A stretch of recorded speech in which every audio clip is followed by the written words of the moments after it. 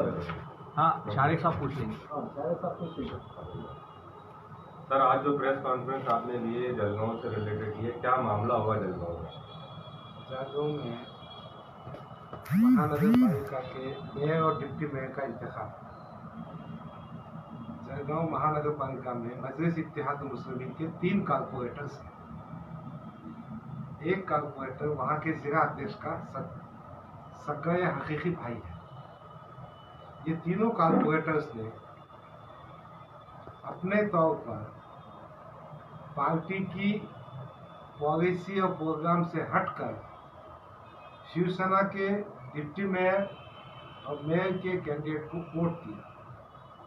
इसके नतीजे में हमारे विश्वास को, पार्टी लीडरशिप के विश्वास को, और जो जनता ने उनको वोट दिया था शिवसेना, भाजपा, कांग्रेस, राष्ट्रवादी के अगेंस्ट में, उसको ठेस पहुंचा।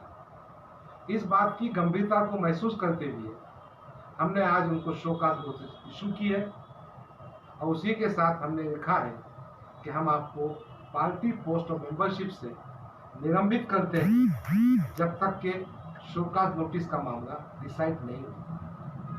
21 तारीख को 2 बजे उनको यहाँ बुलाया गया है पार्टी ऑफिस में।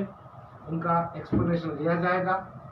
उस एक्सप्लेनेशन को ओवैसी साहब के सामने, इम्तियाज जलील साहब के सामने रखा जाएगा, फिर कार्रवाई की जाएगी। एक बात जो प्रेस कॉन्फ्रेंस से हम कहना चाहते हैं कि मजलिस इत्तेहाद मुस्लिमीन अपनी पूरी ताकत के साथ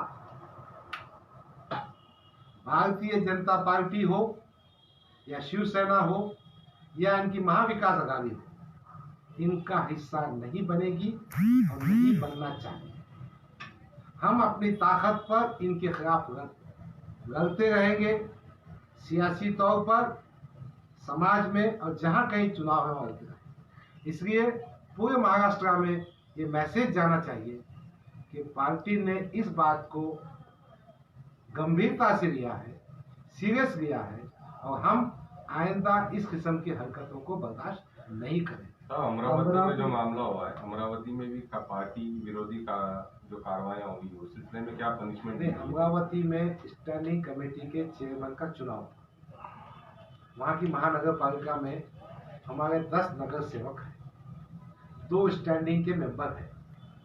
स्टैंडिंग का कंपोजिशन ऐसा था कि 9 भाजपा के सदस्य हैं और 7 शिवसेना का 1, कांग्रेस के 3, MIM के 2, BSP का 1।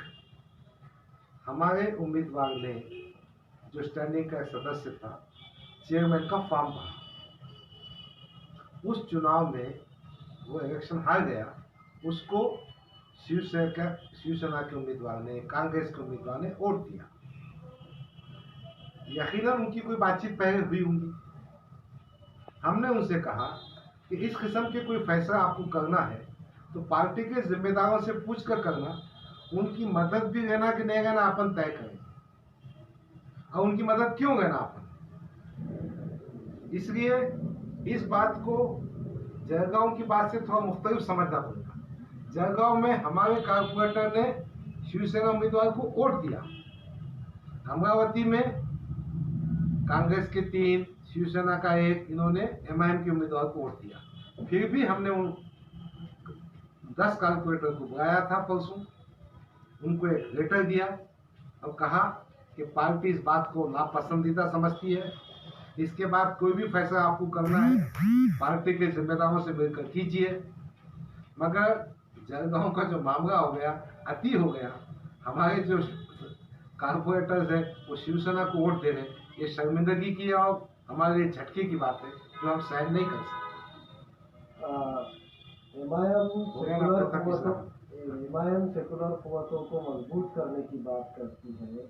शिवसेना आज की तारीख में सेकुलर कुव्वतों के साथ है, आघाड़ी बनाई हुई है, फिर MIM की मुखालिफत की वजह क्या है? ये एक ऐसा बहस है कि आप शिवसेना की हिमायत में बात कर रहे हैं। सिर्फ एक ही बात कहता हूँ, बेचारे माननीय उद्धव ठाकरे जी ने विधानसभा में अभी जो बजट सेशन था बहुत शान से कहा था कि बाबरी मस्जिद को ढाने वाले, शहीद करने वाले मेरे शिव सैनिक थे, उस पर मुझे नाज है। अगर आप इसको सेकुलर समझते हैं तो आपका हम सेकुलर नहीं समझ सकते। जब तक बाबरी मस्जिद की शहादत के मसले पर शिवसेना माफी नहीं मांगेगी और इस बात का एहसास कांग्रेस पार्टी को नहीं होगा तो कहाँ से क्यूरेशन उनको सेकुलर बताएंगे आप।